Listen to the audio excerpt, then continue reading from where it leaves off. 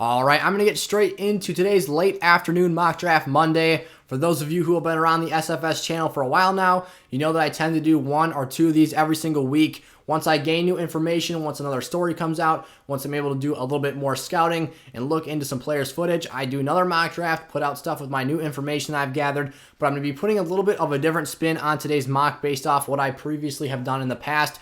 Usually I tend to go about my board picking players in the way that I think things should play out, and if I were the teams, what I would do. But today I'm going to change things up a bit, like I said, and I'm going to go a bit of a more projection style here and go about things the way I think they will actually end up turning out here. So before we get into today's video, if you're new around here, make sure to go down and click that subscribe button and turn the bell on so you guys never miss an episode when I come out with some new content here on the channel. But other than that, you guys, I'll see you in the mock. Let's get started.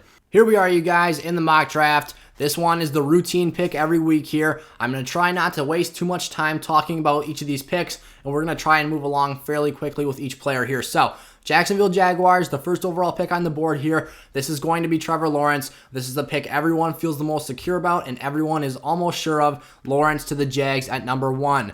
Then at number 2 here, myself and I think the rest of the mock draft community has kind of settled into Zach Wilson here to the New York Jets. I love Zach Wilson's game. He has a great deep ball, great touch and accuracy. I do think that the door might still be open for a Justin Fields to slide up here into this number 2 overall spot. But for now, I think Zach Wilson, until we hear otherwise, is the move for the Jets here at 2.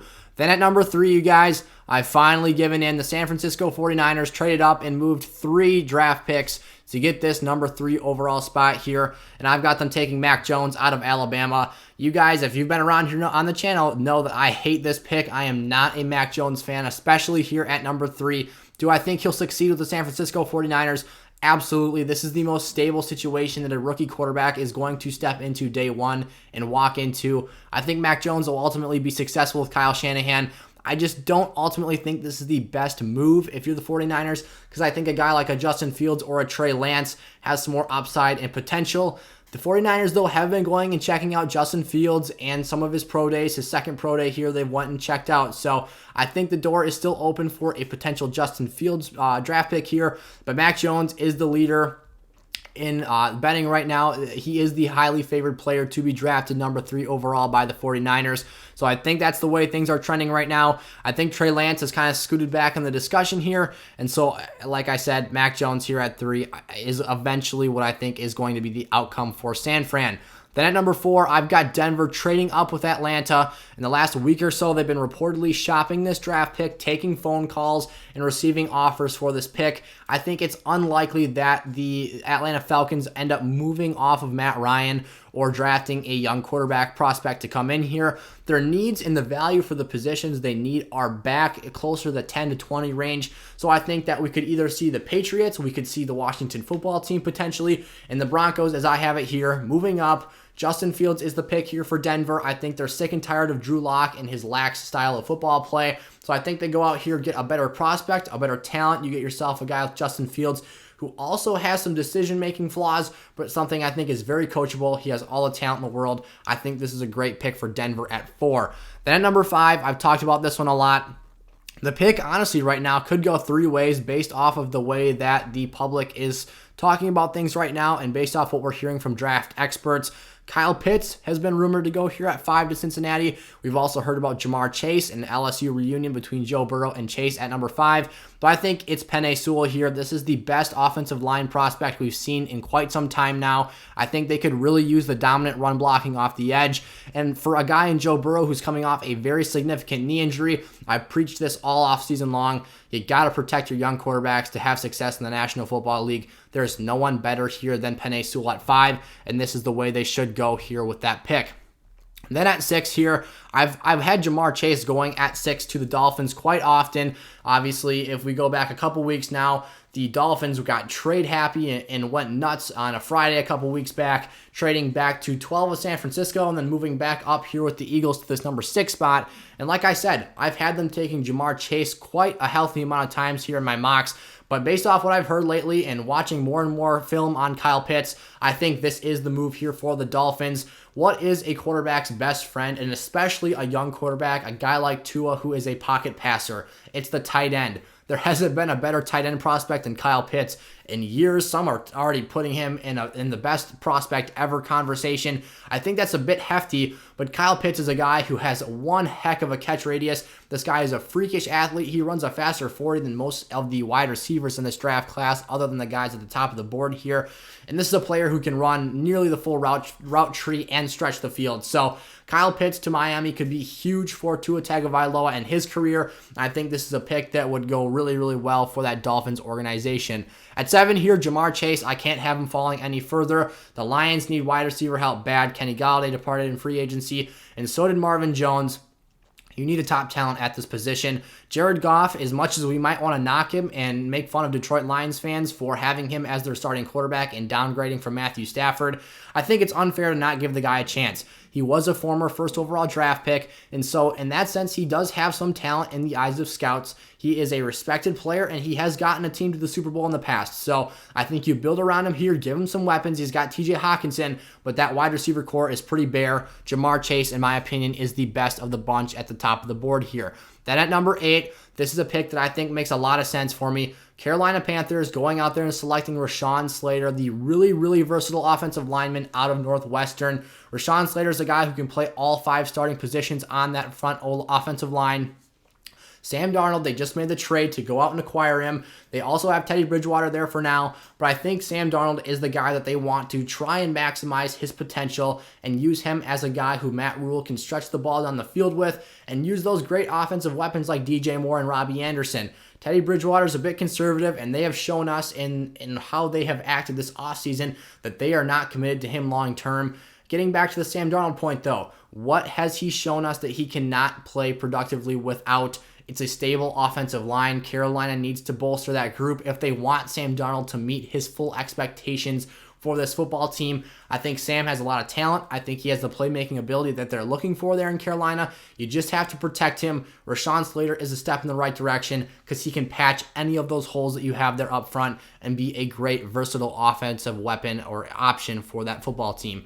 Then at number 9 here, in the trade that I've actually mocked a couple times here on the channel now, with Denver moving up to that 4 spot to take a Justin Fields or a Trey Lance, I have the Falcons in that pick they moved back in, taking Patrick Surtain out of Alabama. This guy's a playmaker. He is the shutdown piece in the secondary that I think these guys have really been looking for. There is so many great wide receivers in the NFC South. You simply need more than one guy back there to defend that absolute plethora of weapons they have there. You went out and picked A.J. Terrell last season. I think that he struggled early on, but he started to shape up as the season went on. You still got to insert more talent there, because I don't think one guy is going to get the job done for this football team. They went out and by moving back acquired some more draft capital for later on. That offense is already pretty solid. You do need to improve that run game and maybe get some extra protection for Matt Ryan because he has been a bit of a sack dummy. But I think the need for the Falcons here is on the defensive side of the ball. I'd like to stick with Matt Ryan if I could. And so I think this option, moving back and acquiring more draft assets here, is the way to go for the Falcons at 9. Then at number 10, I've got the Patriots moving up in a trade in exchange with the Dallas Cowboys to this number 10 pick. The Pats will give up their 15th overall pick and some additional draft resources to move up in this trade. I've got them taking Trey Lance, the quarterback out of North Dakota State here. This is a move that I think is very necessary for Bill Belichick and this Patriots organization. Trey Lance is a guy who is a project quarterback with a really, really high ceiling. I don't think he's a guy that you can expect to come in and start day one and have a productive career, because I think that some damage will be done if he's put on the field too early, and I think that will limit the player that he can ultimately become. You've got Cam Newton right now, who is going to be a great mentor for Trey Lance, as a guy who was one of the most prolific rushing quarterbacks of all time at the height of his career. Trey Lance could learn a lot from Cam Newton here, sit and develop for a year or two, and for a Pats football team that I don't think looks to be back picking this high in the future, you can go out here, trade up to 10, and get your guy long term so that you don't eventually have to bank on having a top pick to get one of these top quarterback prospects later on in years to come. So Trey Lance to the Pats here at number 10. I think it makes a lot of sense, and I would not be shocked at all if Bill Belichick in that front office makes an aggressive move to trade up for a QB this season. At number 11, I've got the Giants taking Micah Parsons, the linebacker out of Penn State. I think Micah Parsons right now, he's kind of a polarizing player. There's a lot of people out there who love Micah Parsons in his game, and there's a lot of guys that hate Micah Parsons, and especially because of the hazing issues that he has, have really been scared off of him and really acquiring him for their football teams.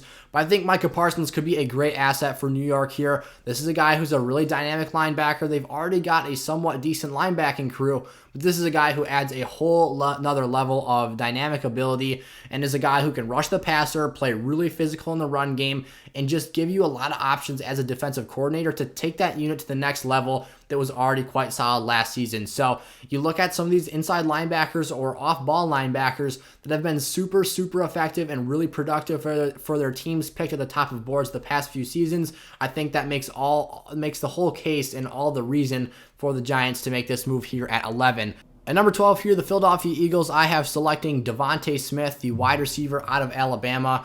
Last season, they made the mistake of taking Jalen Reagor ahead of Justin Jefferson in the 2020 NFL draft class. And looking back at it a year in retrospect, that was clearly the wrong choice, as Jalen Reagor is still a nice piece and a guy that can stretch the field at a high level, but Justin Jefferson runs the whole route tree to perfection and is a very dependable player. Devontae Smith, I think, is that guy that they're looking for and can run those short, intermediate, and deep routes. This guy has great athleticism. He's got good speed. Obviously, the knock on him is that he's a bit slender, but I think Devontae Smith can work well in this offense. Jalen Hurts needs some more talent to throw the football to. Devontae Smith, I think, answers his calling here at number 12. Then at 13 here, I've got the Chargers taking Teven Jenkins, the offensive tackle out of OSU. Obviously, Oklahoma State, not Ohio State. Teven Jenkins has been rising up my board. I've had this pick a couple times in a row here on the channel now. I think they just really need a guy who can protect the blind side of Justin Herbert. This is a very talented Chargers football team and a group that I think really just needs to ensure Justin Herbert's safety and health up front while trying to get some guys up front that can improve that run game. So offensive line is the pressing need for me here at 13 for the Chargers. I think Teven Jenkins as an athletic prospect and a solid pass protector can be a very strong pick at 13. Then at number 14, I've got Christian Darrisow heading to the Minnesota Vikings. Christian Darrisow is a bit more of a strong run blocking tackle, but he's also a guy who is still going to be an upgrade in the passing game for this Vikings offense. Kirk Cousins has been under way too much duress in his time as a Minnesota Viking, and they have to help him out in some way, shape, or form. They've got him the weapons he needs, but he needs more time in the pocket to get the football to those weapons. Darrisow is a guy who can be developed as a pass blocker and a guy who comes in as a already strong run blocker and helps out Dalvin Cook and that offensive line. At 15 here, in the move back with the Patriots, I've got the Cowboys still landing Jaycee Horn out of South Carolina. This guy's a lockdown corner. He is a comp to Jalen Ramsey. Long, physical, athletic. Jaycee Horn can do it all. One of the only guys he really struggled against this season was when he had to guard Kyle Pitts one-on-one. That's one heck of a talent to try and be guarding. Jaycee Horn is a guy who's going to shut down a lot of really solid wide receivers at the next level, and I think the Cowboys and all of their defensive woes would really benefit from going Horn here at 15 or even at 10 if they stay put and don't end up trading backwards. At 16 then, Caleb Farley, the last of the top three great corners in this draft class, goes to Arizona here. I've mocked this one frequently as of late as well. The Cardinals need secondary talent. Caleb Farley, I think I'd honestly put him as my corner one for the longest time prior to having that back surgery and having that injury that he's going through. So if there wasn't any concerns about that, I think that Caleb Farley is a great player and a guy who is an absolute home run hit at the top of this draft board. But he falls down to 16 here, and the Cardinals get a steal with that injury and the question marks surrounding it. Then at 17, the Las Vegas Raiders, take Alijah Vera-Tucker out of USC. They cut 4 of their 5 starting offensive linemen, or at least had them depart in some way, whether it was a release or a trade. They just need more talent up front. Derek Carr is not going to be a quarterback who is productive without a great offensive line, or at least a solid enough offensive line where he can stay protected and clean in the pocket. Alijah Vera-Tucker is a versatile guy who he can play outside at tackle, but he's better in the interior as a guard. Nonetheless, they can use him at either spot, and this would be a big addition for the Raiders. Then at 18 here, I've got the Miami Dolphins selecting Jeremiah Owusu-Koramoah, the linebacker out of Notre Dame.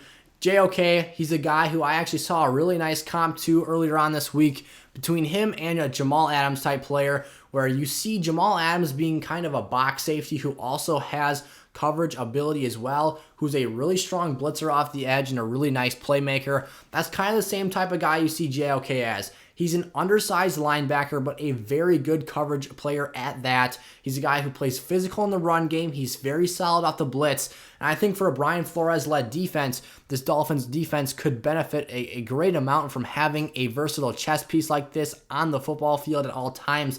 I think JOK makes a lot of sense here at 18. Then at 19, I've got the Washington football team snatching up Jaylen Waddle, who slides down a bit here to the number 19 overall pick. I think Jaylen Waddle is one of the more explosive wide receivers in this draft class. He's been compared to a Tyreek Hill type player almost. And for a guy who makes such great plays in the contested catch phase of things and is also so dominant at running straight past defensive backs, this is a dangerous pick here and really helps Washington bolster that offense.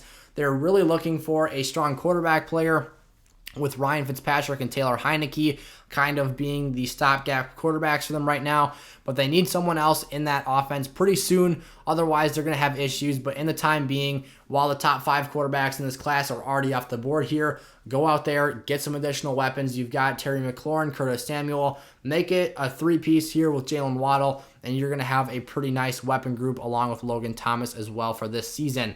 Then at 20 here, I've got the Chicago Bears taking my best corner left on the board here, Asante Samuel out of Florida State. I think Asante Samuel is a bit slept on in this draft class. He's got really great technique for a pure coverage corner. He's a bit smaller, but this guy's a playmaker. And for the Bears, who really need a corner prospect to pair with Jalen Johnson from last season after they cut Kyle Fuller, I think this is the way to go here, maybe even a trade backwards.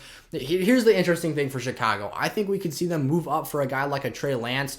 I could also see them moving backwards because I think to some people this Asante Samuel pick seems like a bit of a reach. So if I'm the Bears, maybe I don't love Asante Samuel here at 20, but maybe I do love him back at 30 where you can get a bit more value and get some more picks later on in the draft class. So there's nothing to say here that if he's their guy, they don't pick him here right at 20. But like I said, I could also see them packaging some draft picks together to move up for a guy like a Trey Lance being the 4th or 5th quarterback option off the board, or I could even see them moving backwards. So a little bit of different perspective there on the Bears at 20. But at 21, I've got the Indianapolis Colts selecting Kwity Paye out of Michigan. I think Kwity Paye is the most NFL-ready defensive edge prospect.